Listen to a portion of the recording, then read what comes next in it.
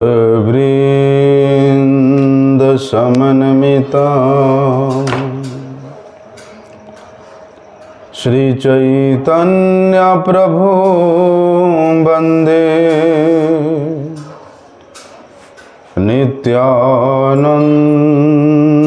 सहोदितं श्रीनंदनंदनं वंदे राधिका चरणद्वयं गोपीजनसमायुक्तं वृन्दावनमनोहरम् वंशकल्पतरुर्भ्यश्च कृपा सिंधुभ्य एव च पतितानां पावनेभ्यो वैष्णवेभ्यो नमो नमः। नमो महावदन्याय कृष्ण प्रेम प्रदायते कृष्णाय कृष्ण चैतन्य नामिने गौरत्विषे नमः। नमस्ते तुहलग्राम नमस्ते मुसलायुध नमस्ते रेवतीकांत नमस्ते भक्तवत्सल नमस्ते बलिनाम श्रेष्ठ नमस्ते धरणीधर प्रलंबारे नमस्ते तो त्राहि मां कृष्ण पूर्वज भुजे सभ्य वेणुं शिरसि शिखि पिच्छं कटितटे दुकुलं नेत्रान्ते सहचरि कटाक्षं च विदधते सदा श्रीमद्वृन्दावनवसति लीला परिचयो जगन्नाथ स्वामी नयन पथगामी भवतु मे। हे कृष्ण करुणा सिंधु दीनबंधु जगतपते गोपेश गोपिका कांत राधा कांत नमस्तुते। तप्त कांचन गौरांगी राधे वृंदावनेश्वरी वृषभानुसुते देवी प्रणमामि हरिप्रिये। वंदे नंदव्रजस्त्रीणां पादरेणुमविक्ष्णशः यासां हरिर्कथोद्गीतं पुनाति भुवनत्रयं नारायणं नमस्कृत्यं नरं चैव नरोत्तमं देवीं सरस्वती व्यासं ततो जयमुदीरये। भक्त्या विहीनमपराधलक्ष्यै क्षिप्ताश्च कामादितरङ्गमध्ये कृपामयि त्वां शरणं प्रपन्नं वृंदे नमस्ते चरणारविंदम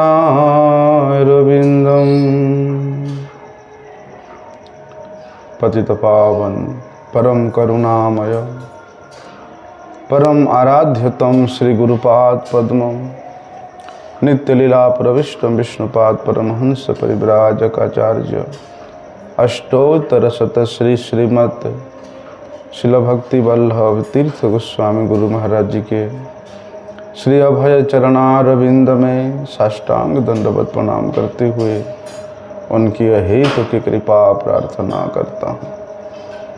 परम आराध्यतम शिक्षा गुरुपाद पद्म नित्य लीला प्रविष्ट विष्णुपाद परमहंस श्री श्रीमद शिल भक्ति विज्ञान भारती गोस्वामी महाराज जी के पाद पद्म में साष्टांग दंडवत प्रणाम करते हुए उनकी अहेतु की कृपा प्रार्थना करता हूँ।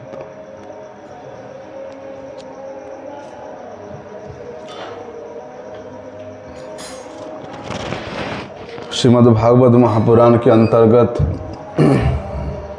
हम लोगों ने श्रवण किया था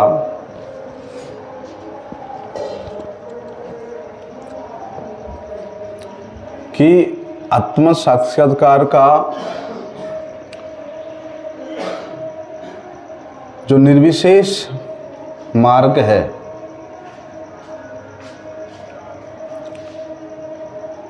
वो दरवाजा बंद करना, अंदर का बंद करना।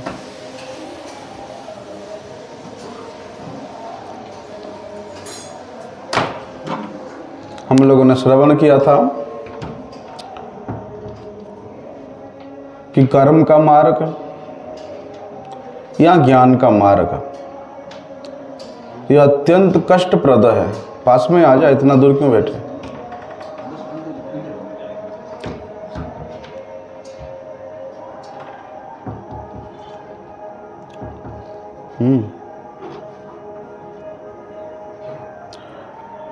अधिक कष्टप्रद होता है क्योंकि ये सब मार्ग बहुत घुमा फिरा करके आपको अपने लक्ष्य तक पहुंचाते हैं।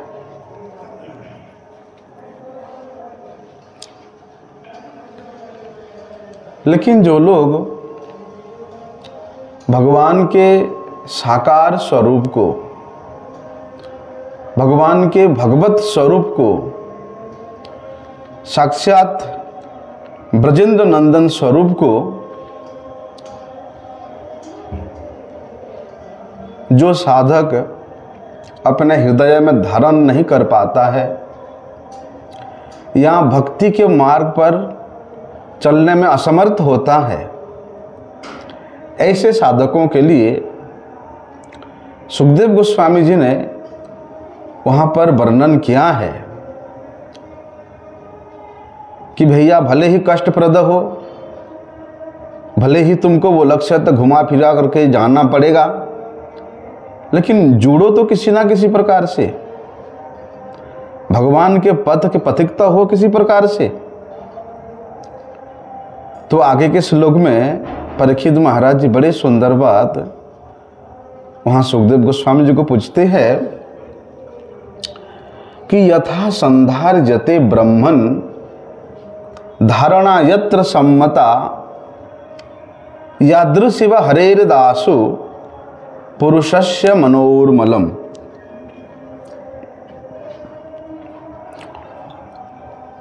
क्या पूछ रहे हैं परीक्षित महाराज कि हे भगवान, मैं अपने मन को कहाँ लगाऊं जहां लगाने से मेरा परम कल्याण होगा? क्योंकि मन जहां लगेगा मेरे इंद्रियां भी वहां लगेगी, मेरे शरीर भी वहां लगेगा, मेरी वृत्तियां भी वहां लगेगी। इसलिए हे भगवान, आप तो सब जानने वाले हैं, इसलिए ऐसा कौन सा कल्याणप्रद तत्व है जिसमें मैं अपने मन को लगाऊं, जिसमें मैं अपने मन को स्थिर कर सकूं, और उसको कैसे लगाऊं आप कृपा करके वो बताइए। बताइए वहां की यादृश्य व हरे दासो। लेकिन भैया भगवत वस्तु में, भगवान में, भगवत वस्तु क्या है? भगवान का नाम, भगवान का धाम, भगवान के परिकर, भगवान के भक्त, ये सब भगवत वस्तु है। बोलते इनमें मन को लगाना इतना सहज भी नहीं है।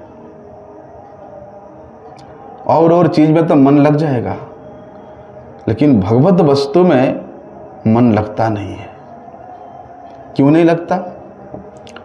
क्योंकि हमारे कितने जन्मों से हमारे हृदय में संसार के प्रति कामना वासना भरा है, और जितना सांसारिक इच्छाएं हमारे मन में रहेगा, हमारे हृदय का मलिनता उतना ही अधिक बढ़ता जाएगा। इसलिए ऐसे मलिन हृदय ही बोलते हमारा सभी प्रकार के कष्टों का जड़ है। संसार में मनुष्य जितना भी कष्ट पा रहा है, अपनी मलिन हृदय के कारण, बद्ध दशा के कारण। बद्ध है नहीं, वो मुक्त है, भगवत दास्य है, लेकिन अपने आप को इन सब मलिनता के कारण भी बद्ध समझने लगता है। फलस्वरूप क्या होता है कि संसार के जितने भी प्रकार के कष्ट है, चाहे वो मानसिक कष्ट हो, चाहे वो तामसिक कष्ट हो, शारीरिक कष्ट हो, आदि देवी, आदि भगवती, आध्यात्मिक कितने प्रकार के कष्ट हो, इन कष्टों में वो घिरा रहता है। किसके लिए? केवल कामनाओं के कारण, हृदय की मलिनता के कारण। जितना कामना रहेगा, हमारा हृदय का मलिनता उतना ही अधिक बढ़ेगा, और जितना मलिन होगा, बोलते उतने ही अज्ञान के अंधकार में वो फंसता जाएगा, वो बनता जाएगा।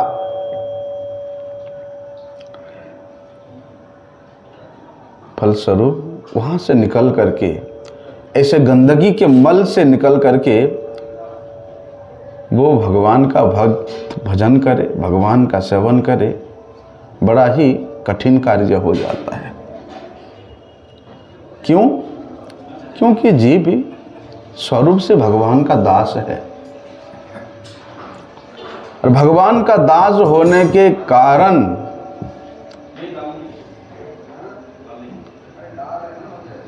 भगवान की सेवा करने के लिए ही वही संसार में आया है। रहने दो, अभी वो भोग आना जाना रहेगा उनका। तो देखो, भगवान के इच्छा से जीव इस संसार में आया है। किस लिए आया है? भगवान का सेवा करने के लिए। देखो, माता पिता एक संतान को जन्म देते हैं, उद्देश्य होता है कि वो हमारा सेवा करेगा, हमारा सेवा करेगा, यह उनका उद्देश्य रहता है। इसी प्रकार जितने भी जीव है, तमाम जीव भगवान के ही दास है, भगवान के ही संतान है। भगवान को जरूरत नहीं है कि कोई उनका सेवा करे तो वो खुशी रहेंगे। ये संसार के जीव की आवश्यकता है कि बुढ़ापे में जब हम कुछ नहीं कर पाएंगे, तब हमारे पुत्र हमारा सेवा करेगा, उनका प्रयोजन है। लेकिन भगवान को प्रयोजन नहीं है कि वो मेरा सेवा करेगा तो मैं खुश होऊंगा, ऐसे नहीं। भगवान पूर्ण वस्तु है, वो आनंदमय वस्तु है। उनको किसी से किसी भी प्रकार की लेश मात्र वस्तु की आवश्यकता नहीं है।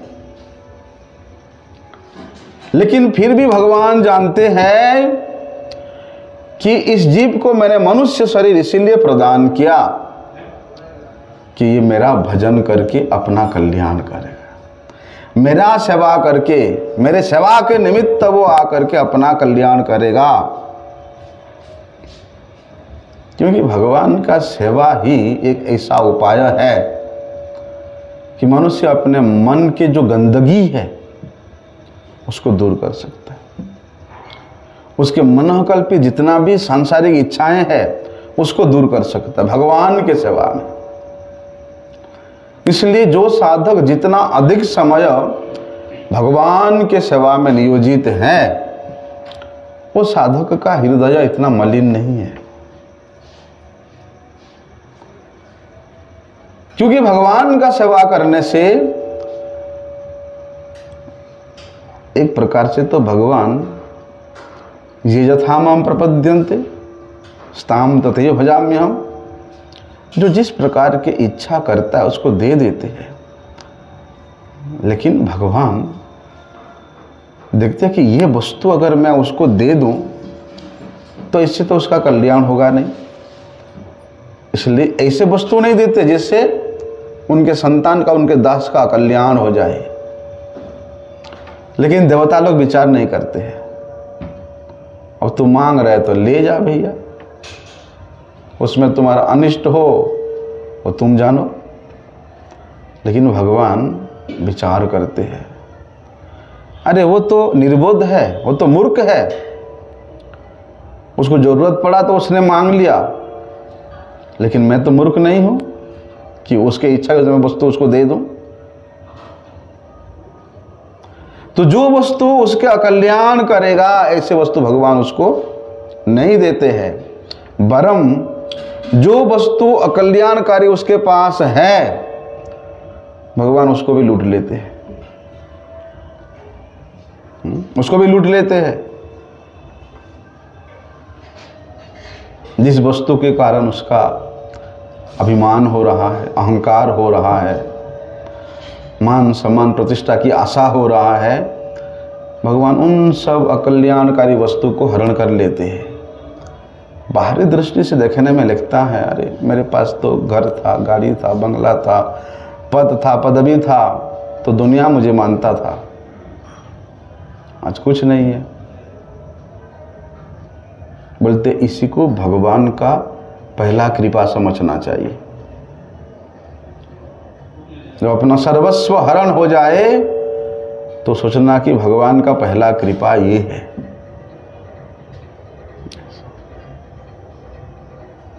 लेकिन इस प्रकार का भावापन्न व्यक्ति बहुत विरल है। कुछ लोग तो भगवान को गालियां देना शुरू करते हैं, अरे मेरे पास ये था, वो था, जब से भजन करने लगा सब चला गया है। इसलिए संसार के अमंगल को, सांसारिक अमंगल को जो भगवान के परम कृपा के रूप में अनुभव किया है, वास्तव में वही व्यक्ति ही भजन करने योग्य है। उसके हृदय में ही ये भाव आता है कि भगवान ने मुझे अपने सेवा के निमित्त ही ये संसार में भेजा है, लेकर के आया है, इसलिए मेरा एक ही कर्तव्य है, क्या? भगवान का भजन करना। लेकिन क्या करें, हम लोग जितने अपनी मनकल्पित इच्छाओं के पूर्ति के पीछे लगे रहेंगे, बोलते उतने ही सोचते हैं कि अरे वो वस्तु होने से हमारे मन का शांति हो जाएगा, वो वस्तु होने से मन की शांति हो जाएगा, उससे संबंध होने से मन का शांति हो जाएगा।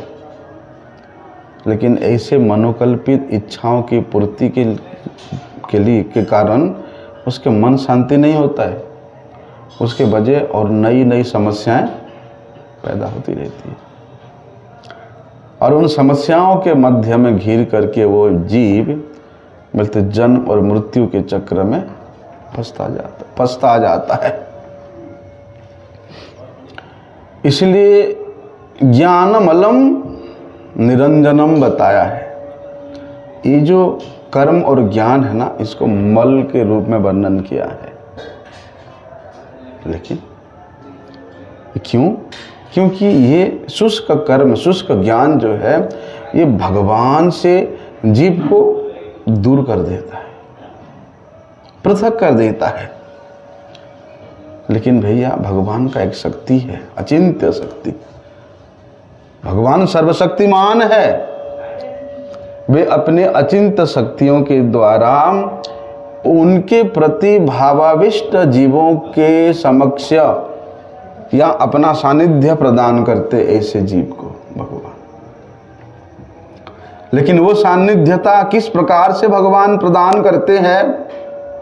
हम लोग सोचते हैं कि अरे नहीं, साक्षात भगवान मेरे सामने हो जाए तभी उनका सानिध्य होगा, सोचते हैं। नहीं, गुरु के रूप में भी साक्षात भगवान ही है,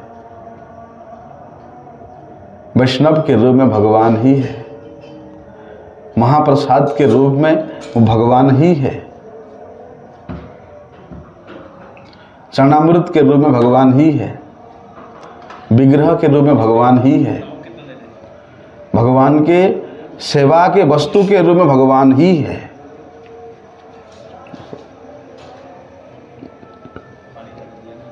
लेकिन हम लोग अनुभव नहीं कर पाते।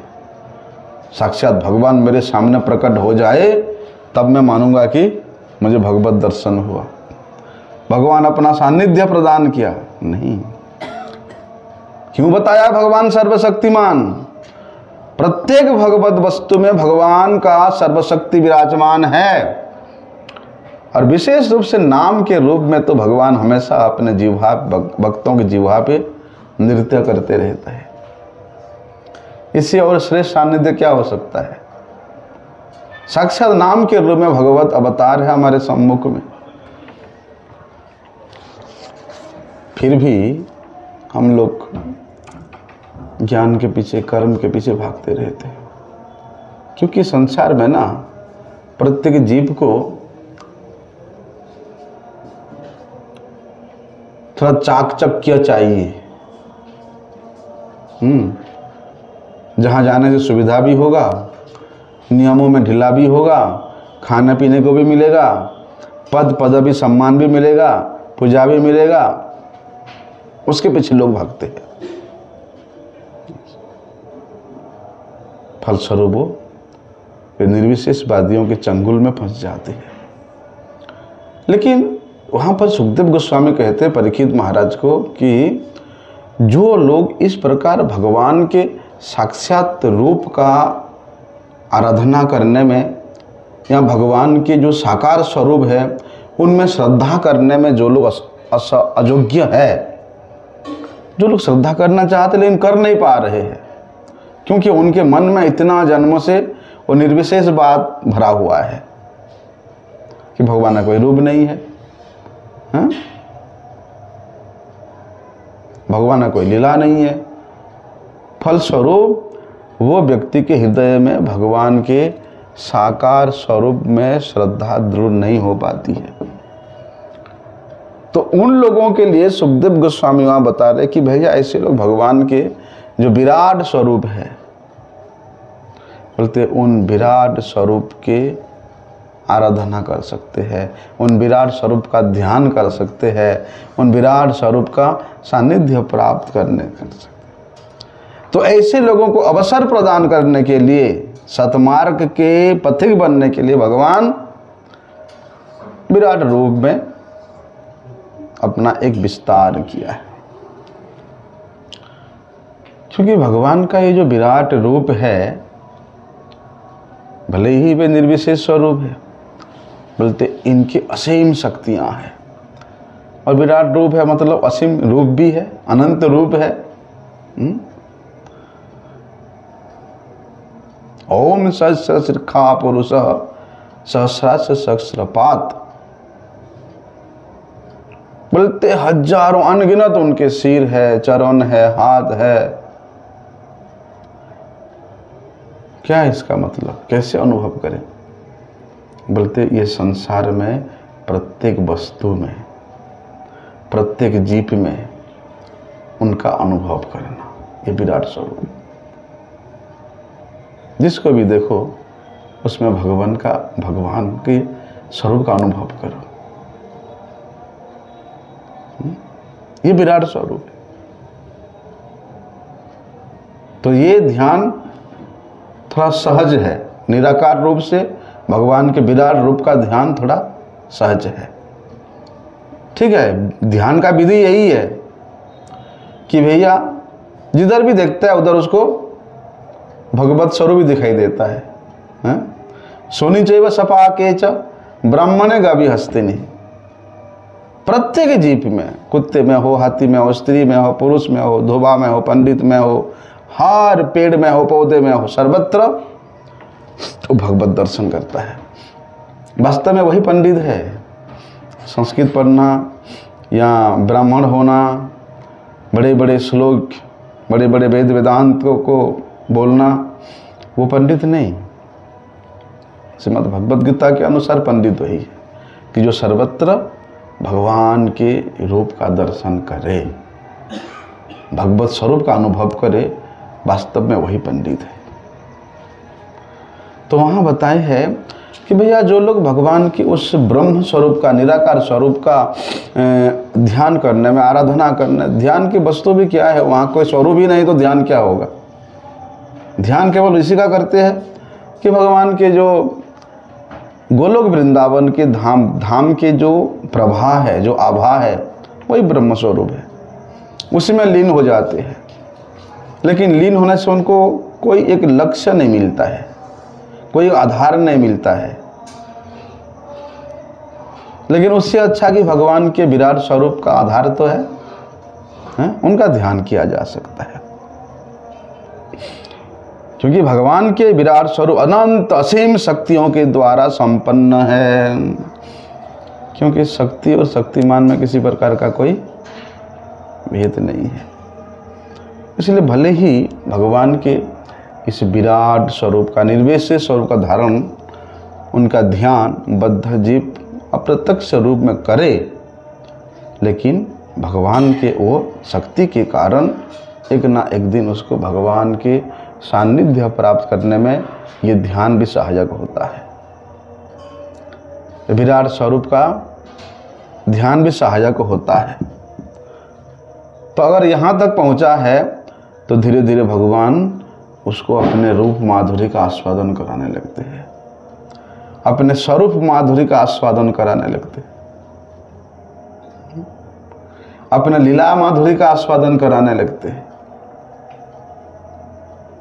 फिर वही जीव, वही भक्त, वही साधक देखो कहाँ से कहाँ आ गया, वृंदावन में आकर के भगवान का सेवा प्राप्त करने में वो योग्य होता है। तो परीक्षित महाराज यहाँ पूछ रहे हैं कि हे भगवान, मैं मेरे मन को कैसे लगाऊं और कहाँ लगाऊं। तो सुखदेव गोस्वामी जी ने भले ही यहाँ पर भगवान के निर्विशेष स्वरूप के विषय वर्णन किया है, लेकिन सुखदेव गोस्वामी जी, परीक्षित महाराज ऐसे पूछे, ये कैसे हो सकता है, जिन्होंने अपने माता के गर्भ में ही भगवान के उस रूप का दर्शन किया है, तो अभी उनको बोले कि आप जो है भगवान के निर्विशेष स्वरूप का ध्यान करो, कैसे हो सकता है। अरे उन्होंने अपने माँ के गर्भ में जब थे तभी से सुदर्शनधारी भगवान को दर्शन किया है। वो जन्म होते ही वो भगवान को ढूंढने लगते हैं कि जिन्होंने मेरे माँ के गर्भ में रक्षा किया था वो कौन है, वो कहाँ है। अभी उनको यदि आप ब्रह्म का ध्यान करने में, निर्विशेष रूप का ध्यान करने में लगा दोगे तो कैसे हो सकता है। उससे तो वो कितना ऊपर उठ चुके। फिर परीक्षित महाराज क्यों पूछ रहे हैं कि मैं अपने मन को कहाँ लगाऊं, कैसे लगाऊं। देखिए, परीक्षित महाराज का ये जो जिज्ञासा है, ये वास्तव में सभी के लाभ के लिए है, उन सभी के लिए जिन्होंने वास्तव में अपना कल्याण चाहते हैं, भगवत मार्ग में जो आना चाहते हैं, भगवान के उस सच्चिदानंद स्वरूप को अपने हृदय में धारण करने के लिए जो लोग असमर्थ हैं, ऐसे लोगों के लिए पूछ रहे परीक्षित महाराज कि मन के धारणा को कैसे करना चाहिए, मन के वृत्ति को कैसे लगाना चाहिए, कहाँ लगाना चाहिए, केवल जगत के कल्याण के लिए ही। क्योंकि भैया जो अभक्त है वो भगवान के स्वरूप को कभी ग्रहण ही नहीं कर सकता है। जितना भी भगवान के लीला कथा सुनाओ वो बोलते ये सब कहानी है। भगवान की जितना भी रूप का वर्णन कर बोलेंगे अरे ये तो एक कल्पना मात्र है।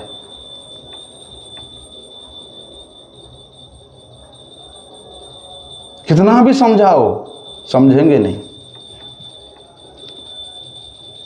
अभक्त है। लेकिन ऐसे लोगों को भगवान के शक्ति का अनुमान रहता ही नहीं है कि भगवान कितना शक्तिमान है, कितना शक्तिशाली है। भगवद गीता में भी वहाँ पर इस बात की तो भगवान स्वयं कहते हैं कि अवजानन्ति माम मूढ़ा मानुषिम तनुमाश्रितम परम भावम अजानन्त भूत मम भूत महेश्वर। स्वयं भगवान इस बात को बताते हैं। अरे देखो, जिन भगवान के इच्छा मात्र से अनंत ब्रह्मांडों की रचना होती है और उन ब्रह्मांड में चर अचर स्थावर जंगम सभी प्राणियों का संचार होता है इच्छा करने मात्र से। जो भगवान इस अनंत प्रकृति का और प्रकृति के प्रत्येक जीव के प्रत्येक कार्य का अपने इच्छा से संचालन करते हैं। बोलते हैं ना, भगवान की इच्छा से एक पत्ता भी नहीं हिलता। तो इस प्रकृति में जितने भी वस्तु है, जीव है, प्राणी है, स्थावर है, जंगम है, सबका कार्य भगवान संचालन करते हैं। हम लोग सोचते हैं कि एक परिवार को पाल करके हम कितना बड़ा काम कर रहे हैं, एक छोटा सा परिवार को पाल करके। लेकिन देखो, भगवान अनंत विश्व ब्रह्मांड के जीवों के प्रत्येक कार्य को उनके मन के इच्छाओं तक संचालन करते हैं। वे भगवान ही इसके प्रवर्तक है, शासक भी है और संचालक भी है, संरक्षक भी है। वही इसकी रक्षा कर रहे हैं। मनुष्य क्या प्राणी अपने कर्मों के अनुसार जिस जिस जोनि में जाती है और उन जोनियों में उन लोकों में उन प्राणियों पर शासन करने वाले जितना देवता है, बोलते उन देवताओं के भी ईश्वर परमेश्वर भगवान है। बोलते उन देवताओं के ऊपर शासन चलाने वाले परम देवता कौन है? भगवान है। उन देवताओं की भी जो मालिक है, जो सबको जानने वाला है, सबको इच्छा मात्र सृष्टि करने वाला है, भगवान का वो जो मम भूत महेश्वरम जो रूप है, स्वरूप है, वो सर्वोत्कृष्ट भाव है। अब भाई कोई बोले मैं मेरे बाप को नहीं जानता हूँ, मैं मेरे माँ को नहीं जानता हूँ, उससे बड़ा मूर्ख कोई होगा है? जो अपने पिता माता को ना माने कि मेरा कोई पिता माता नहीं है, मैं ऐसे ही टपक पड़ा संसार में है? उससे बड़ा मूर्ख कौन हो सकता है? क्योंकि पुत्र का परिचय पिता से होता है। नहीं तो उसको क्या बोला जाता है? अवैध संतान बोला जाता है ना? और अवैध संतान का कोई मूल्य ही नहीं है। इसी प्रकार अरे तुम उन भगवान से ही सब कुछ तुम्हें प्राप्त हुआ है, तुमको नहीं मान रहे हो तो तुमसे बड़ा मूर्ख कौन हो सकता है? इसलिए भगवान कहते वहां कि परम भावम अजानंत। ये जो परम भाव है, ये जो मेरा श्रेष्ठ स्वरूप है, ये जो मेरा कार्य कारण है, इसको नहीं जानने के कारण वे जीव बार बार संसार के चक्र में पड़ता है। अरे भगवान के ये जो सर्वोत्कृष्ट प्रभाव है, इस लोक में भगवान अपने स्वयं के प्रभाव को विस्तार किया है। जो कुछ करने में, नहीं करने में, उल्टा करने में, पुल्टा करने में भगवान स्वतंत्र है, उनके ऊपर कोई नहीं है। तुम चाहोगे कि भगवान मेरी इच्छा से करे, नहीं, भगवान परम स्वतंत्र है। ये संसार में जैसे हम लोग को कर्म के अधीन, क्लेश के अधीन है क्यों रहना पड़ता है, भगवान को ऐसा नहीं। ये सब विकारों से भगवान का कोई लेना देना नहीं है। भगवान प्रकृति के तीनों गुणों से परे है। प्रकृति अपने गुणों के द्वारा कभी भगवान को आबद्ध नहीं कर सकते। परम भगवान कहते हैं प्रकृति माम सुचराचरम, बोलते मेरे इच्छा से प्रकृति कार्य करती है। जो भगवान सबसे उत्तम है, सबसे अतीत है, जो भगवान शास्त्रों के अनुसार पुरुषोत्तम है, सबसे उत्तम पुरुष है, प्रति भगवान ऐसे मेरे जो सुंदर स्वरूप को उसको लोग नहीं मानते हैं। ऐसे मेरे सुंदर भाव को उस मूर्ख लोग, उस मूढ़ लोग नहीं मानते हैं, नहीं जानते हैं। फलस्वरूप क्या कहते हैं? अब जानते माम मूढ़ा, मुझे एक साधारण मनुष्य के मापी मानते हैं। अरे वो भी तो हमारे जैसा ही।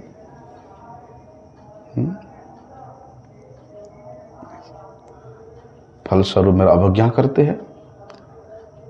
पिता का अवज्ञा करने से जिस प्रकार से पुत्र का किसी प्रकार से कोई कल्याण नहीं होता है, उसका सब कुछ हरण हो जाते हैं। अगर कोई पुत्र अपने पिता का अवज्ञा करता है तो उसका बुद्धि, उसका संपत्ति, धन, उसका श्री, सब कुछ हरण हो जाता है।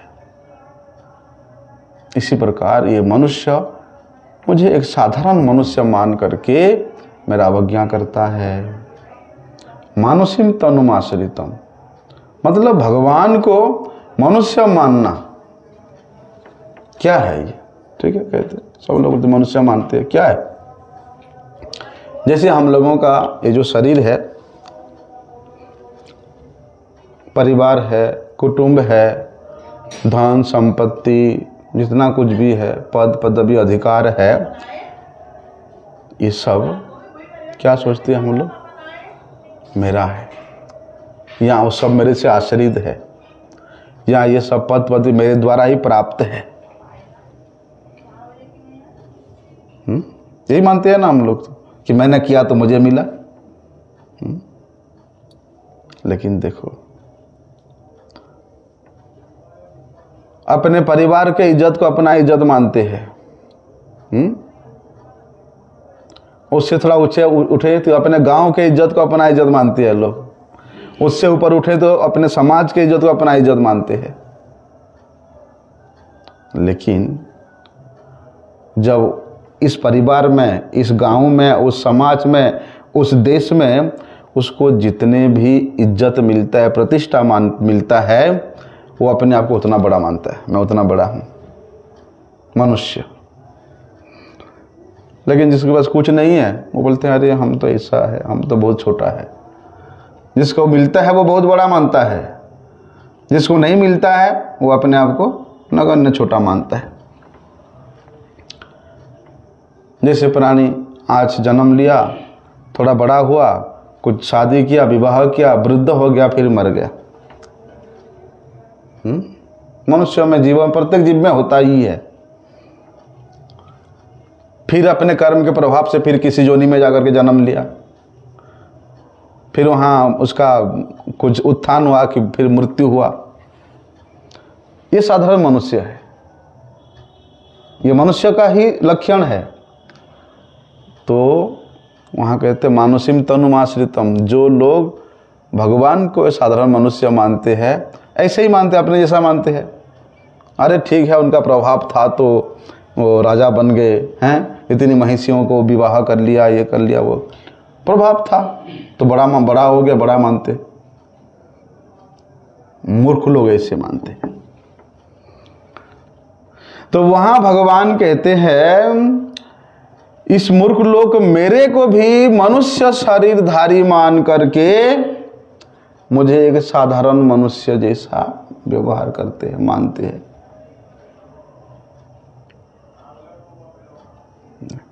लेकिन भगवान इस शरीर के आश्रित नहीं है।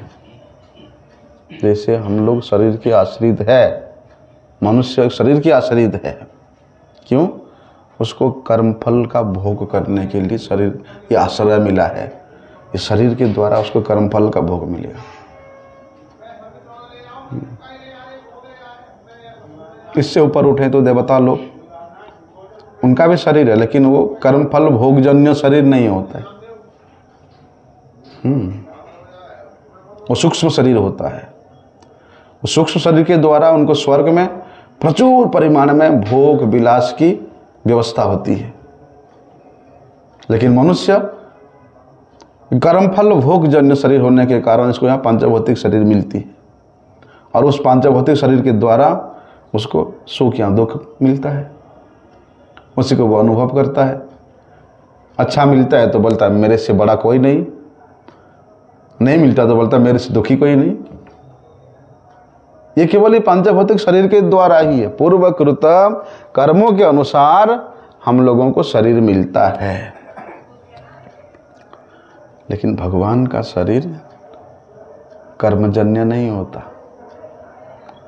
भगवान का शरीर इस प्रकार प्राकृत इंद्रियजन्य नहीं होता। भगवान अपनी इच्छा से प्रकट होते हैं। इच्छा आत्तवपुष, श्रीमद् भागवत में आता है, इच्छा या आत्तवपुष। भगवान अपनी स्वयं के इच्छा से ही प्रकट होते हैं। भगवान स्वतंत्रता, कोई उनको जोर नहीं देता कि आप ऐसे अवतार लो, मत्स्य अवतार लो, कच्छप अवतार लो, बराह अवतार लो, नृसिंह अवतार, कोई जोर नहीं देता। भगवान स्वतंत्रता पूर्वक अपनी इच्छा से ही सब अवतार लेते हैं।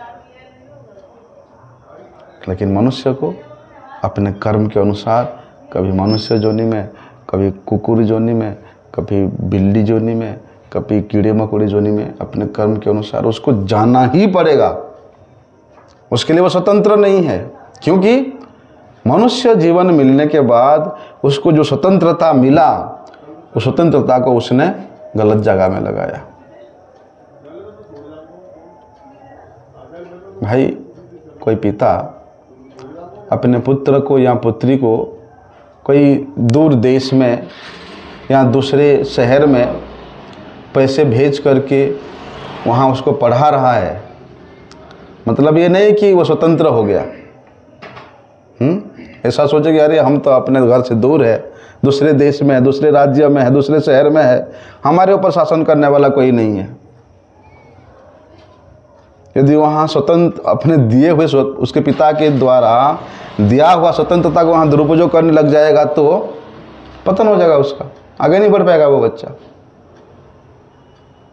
इसी प्रकार इस मनुष्य चोला दे करके भगवान ने हम लोगों को जो स्वतंत्रता दिया है, वो स्वतंत्रता इसलिए दिया है कि भैया तुम इसको भगवान की सेवा में लगाओ। घिसो ये शरीर को, जितना घिस सकते हो भगवान के लिए घिसो। लेकिन स्वतंत्रता का दुरुपयोग करते, अरे हमारा शरीर है, हमारा कमाई हुआ धन है, हमारा मन है, हम शादी करेंगे, विवाह करेंगे, एक नहीं चार चार विवाह करेंगे, अनाचार व्यभिचार करेंगे। ये स्वतंत्रता का दुरुपयोग करने के कारण उसको उस कर्म के अनुसार दूसरे दूसरे जोनियों में जन्म लेना ही पड़ता है, लेना ही पड़ता है, कंपलसरी है उसको। लेकिन भगवान स्वयं की इच्छा से लीला करने के लिए, अर्थात जिस जिस जोनी में जाते हैं, उन जोनी तो नहीं बोल सकते हैं, जिस रूप भगवान, जैसे मत्स्य अवतार लेते हैं, कच्छप अवतार लेते हैं, बड़ा अवतार लेते हैं, अनेक अवतार लेते हैं, बोलते हैं उन अवतारों में, उन योनियों में जितने भी जीव है, सबका भगवान कल्याण करते हैं, सबका कल्याण कर लेते हैं। इसलिए भगवान को ना तो कर्म का बंधन है और ना भगवान शरीर के आश्रित है जैसे हम लोग हैं। भरम तमाम शरीर उन भगवान के आश्रित होता है। क्योंकि शरीर तो प्रकृति ही है।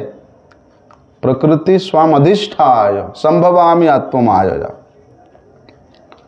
ये शरीर जो है प्रकृति का एक अंश है, इसलिए तमाम शरीर भी, इस तमाम प्रकृति भी उन भगवान के आश्रित है। भगवान उस प्रकृति को अपने अधिकृत करके प्रकट करते हैं, न कि स्वतंत्र रूप में छोड़ देते हैं। हम लोग क्या करते हैं, जो साधारण जीव है वो प्रकृति के परवश होकर के उसको जन्म लेना ही पड़ेगा। प्रकृति के परवश मतलब कि कर्म के अधीन होकर के उसको जन्म लेना ही पड़ेगा। प्रकृति के आश्रित होकर के उसको कर्म करना ही पड़ेगा, नहीं करने से लोग जूता मारेंगे। हाँ? इसलिए एक मिनट भी कर्म किए बिना कोई मनुष्य रह नहीं सकता है। कोई स्वयं के लिए करता है, कोई परोपकार के लिए करता है, कोई भगवान के लिए करता है। भगवान के लिए जो कर्म अर्पण हो जाता है वो भक्ति है। समाज के लिए, दूसरों के लिए जो कर्म किया जाता है वो परोपकार है, पुण्यजनक होगा, वो पुण्य का कार्य है। और स्वयं के लिए जो कर्म किया जाता है वो बंधन का कारण हो जाता है। ऐसा इसलिए प्रत्येक क्षण जीव कर्म करता है। ऐसे नहीं कि अरे वो बाबा जी बन गया तो वो देखो कुछ नहीं करता है। लोग बोलते हैं जवान है, हट्टा कट्टा है, बाबा जी बन गया। देखो तुम विचार करके देखो, बाबा जी बना हुआ व्यक्ति सुबह से शाम तक करता रहता है, लेकिन वो अपने लिए नहीं करता, भगवान के लिए करता है, भगवान के सेवा के निमित्त करता है। इसलिए प्रकृति के आश्रित होकर के कर्म करना ही पड़ेगा। लेकिन भगवान अपनी स्वेच्छा से लीला करते हैं। भगवान का इच्छा ही, भगवान का प्रत्येक क्रिया बोलते जीव के कल्याण के लिए ही होता है। भगवान का प्रत्येक अवतार जीव के कल्याण के लिए होता है। और बोलते इस प्रकृति भी उनके अध्यक्षता में कार्य करती है, काम करती है। जैसे नाविक विहीन नाव दिशाहीन हो जाता है ना भाई। जिस नाव में चलाने वाला ही ना हो तो उस नाव अपने लक्ष्य तक पहुंचेगा, कोई गारंटी है? वो दिशाहीन होकर किधर जिधर चला जाएगा। इसी प्रकार ये प्रकृति भी भगवान के इच्छा से चलती है। भगवान अपने इच्छा से चलाते हैं, तब जाकर के इतना अनंत प्रकृति देखो कैसे कार्य करती है। हम लोग भी उस प्रकृति के एक छोटे से अंश है। हम लोग सोचते हैं कि हम अपने इच्छा से कर रहे, अपना इच्छा है। जीव कोटि वांछा करे, अपने स्वयं की इच्छा से हम लोग कितने इच्छाएं करते, कितना वांछा करते हैं। मेरा ये हो जाता, वो हो जाता, मैं वो बन जाता, वो कितनी वांछाएं होती है हमारी। लेकिन जब तक उसमें भगवान का इच्छा ना हो तब तक वे फलीभूत नहीं होता है। इसी प्रकार भले ही जीव कर्मयोगी है, ज्ञान योगी है, लेकिन उसमें जब तक भक्ति योग का युक्त नहीं होता तब तक उसको क्लेश ही क्लेश बताया। इस प्रकार से धान के जो भूसी होता है, कूड़ा बोलते, उड़ीसा में कूड़ा बोलते ना, धान के भूसी जिससे चावल निकल गया है, अब उसको भैया कितना भी कूटो कुछ मिलने वाला है उससे? मिलेगा नहीं, सिर्फ परिश्रम ही परिश्रम है। लेकिन उसके अंदर देखो चावल है तो कूटोगे तो चावल मिलेगा। इसी प्रकार कर्म और ज्ञान भक्ति से विहीन होकर के थोथा भूसी ही है। कितना भी कूटो परिश्रम ही मिलेगा, कुछ नहीं मिलने वाला है। तो भगवान कहते हैं ये जो मूर्ख लोग हैं, मूढ़ लोग हैं, मेरे अवतार के तत्व को नहीं जानते हैं, फलस्वरूप मुझे एक साधारण मनुष्य मानते हैं, मानव शरीर का आश्रय मानते हैं, शरण मानते हैं। तो भगवान कहते हैं ऐसे लोग, मुझे जो लोग मनुष्य शरीर का शरण मानते हैं, बोलते उन लोगों को, उन शरीरधारियों को मेरे शरण में आना चाहिए, परंतु मेरे को मनुष्य शरीर के शरण में ले जाते हैं। और जो व्यक्ति भगवान को मनुष्य शरीर के शरण में ले जाते हैं, वो व्यक्ति भगवान का शरण में कैसे आएगा? जो सोचते हैं अरे हमारे जैसा है, हाँ, तो हम क्यों शरण में जाए? जैसे जो लोग ब्रह्मवादी है, उन लोग क्या कहते हैं, अहम ब्रह्मास्मि, कि मैं ब्रह्म हूँ, सब ब्रह्म है, भगवान भी ब्रह्म है, तो तू भी ब्रह्म है, भगवान भी ब्रह्म है, सब ब्रह्म है, तो फिर किसकी सेवा करेगा? तू किसके आधार में रहेगा?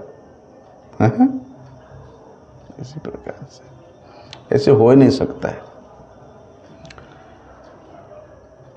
इसलिए वहाँ कहते हैं कि भैया जो बुद्धिहीन व्यक्ति मेरे उस अजत्व भाव को नहीं जानता है, वो अविनाशी तत्व को नहीं जानता है, मेरे उस परम भाव को नहीं जानता है, और मेरे को एक साधारण मनुष्य के मापी मानता है, और वो देवताओं के शरण में जाता है, पितरों के शरण में जाता है, भूत प्रेतों के शरण में जाता है, उससे उनका कभी कल्याण होता नहीं है। इसलिए वहां भगवान कहते हैं कि अवजानन्ति माम मूढ़ा।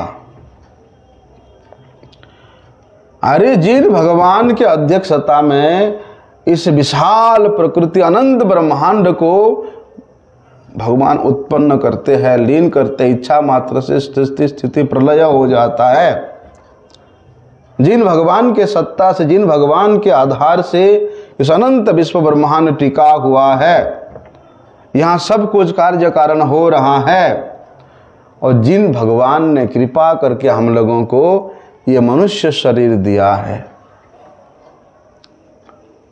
ऐसे जो मेरे सत्य स्वरूप अचिंत्य तत्व है, उसको नहीं जान करके मूढ़ लोग मेरा अवहेलना करते हैं।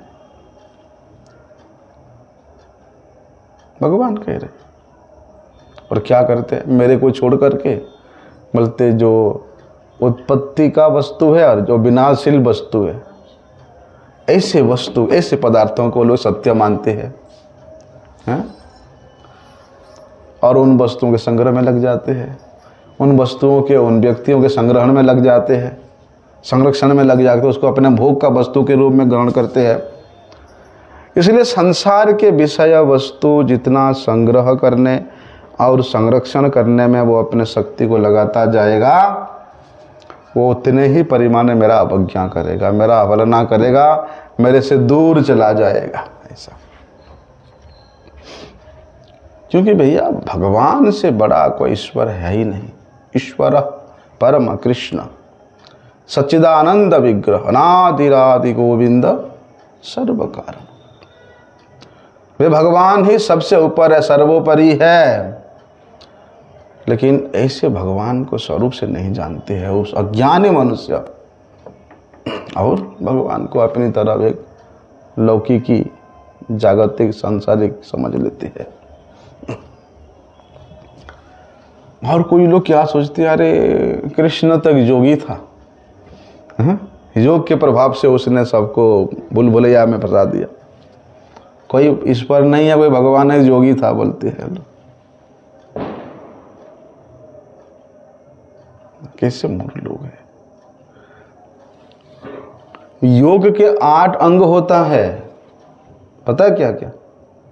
यम, नियम, आसन, प्राणायाम, प्रत्याहार, धारणा, ध्यान और समाधि। और बोलते हैं इनमें सबसे पहले कौन सा आया? यम आया। यम क्या है? यम 5 प्रकार का है। सबसे पहले तो भैया अहिंसा, फिर सत्य, अस्थेय, ब्रह्मचर्य और अपरिग्रह। इसलिए जो योगी पुरुष होगा वो ये यम का, ये 5 प्रकार के नियम का अवश्य पालन करेगा। अहिंसा, किसी से हिंसा नहीं करेगा, कभी असत्य नहीं बोलेगा, ब्रह्मचर्य पालन करेगा,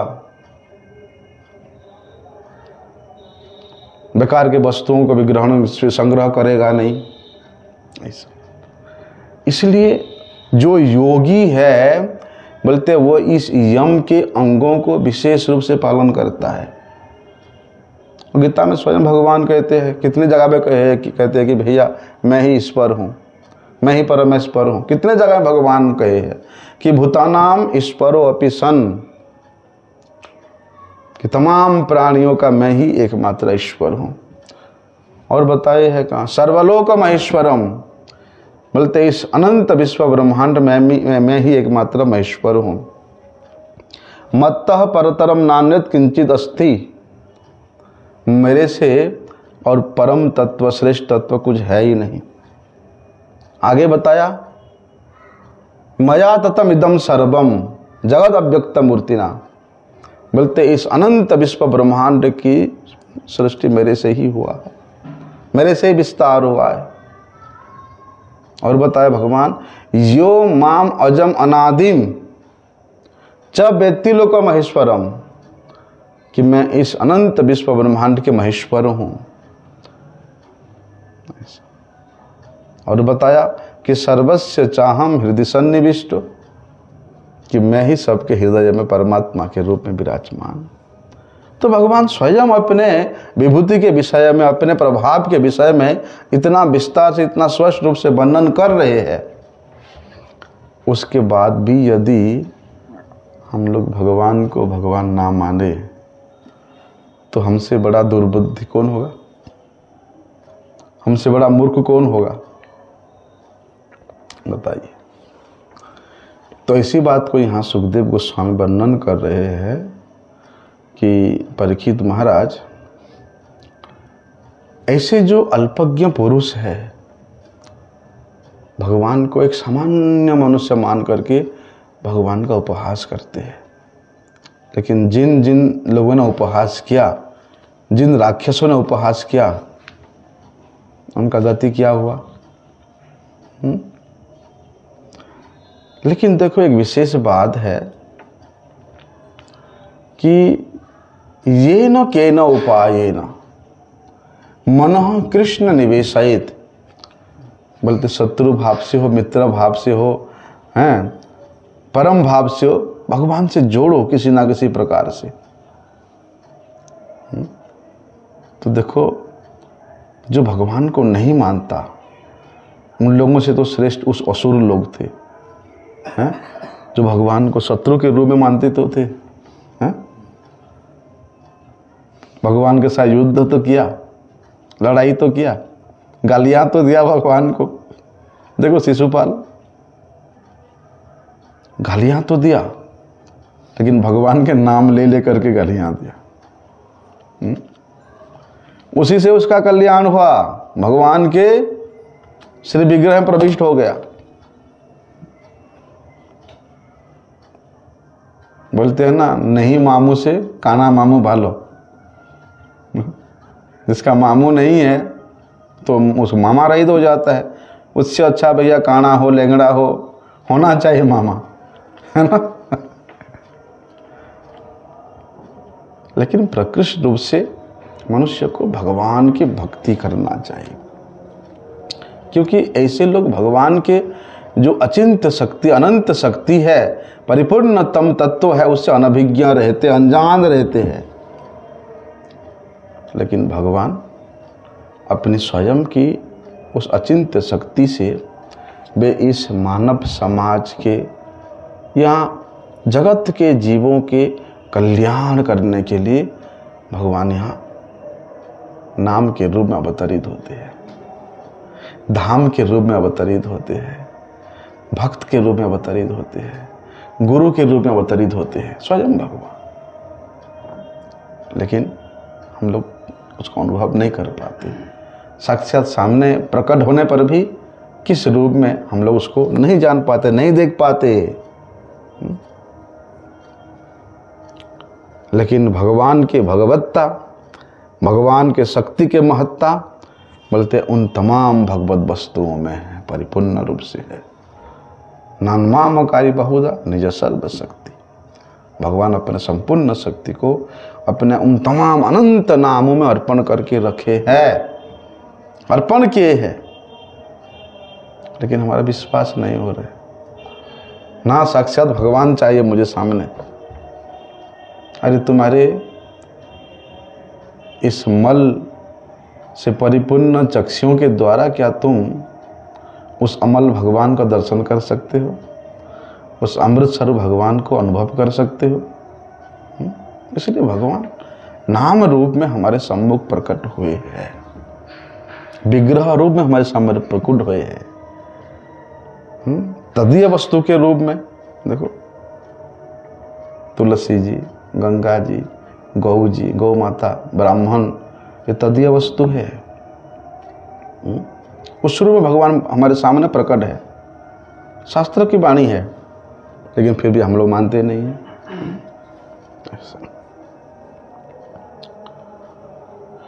इसलिए क्या करते हैं, ये संसार में मनुष्य अपने लाभ के लिए, अपने प्रतिष्ठा के लिए भगवान के रूप को मानना नहीं चाहते।